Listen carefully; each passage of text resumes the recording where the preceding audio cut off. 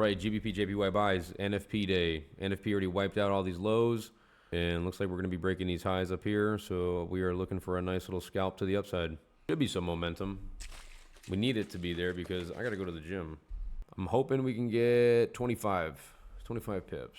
Oh, we're going to play that game today, GJ, huh? We're not playing that game today, GJ. Let's go. It's been a minute since you had some momentum like this.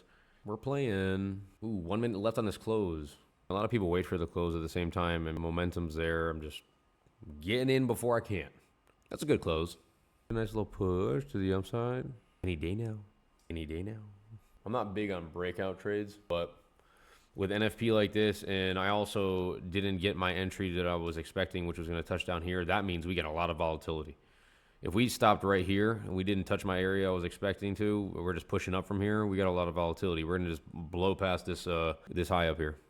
So getting it where I can, you know what I'm saying? You got to adapt. Adapt. We got to take that $5, 10x that shit. Like I said, I'm looking for like 20 pips. 15 to 20 actually, because just be safe than sorry.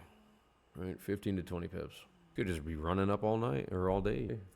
We get that push? Are we worth it? Are we worthy, Forex gods? Am I worthy? Sorry, bro. I got to document everything because nobody ever believes anything nowadays. I'm going to take that out of there. Ooh, look at that breakout. And we're done. JJ's, good game. Bye, JJ's. Time to go to the gym. Thank you, NFP. Goodbye, everybody.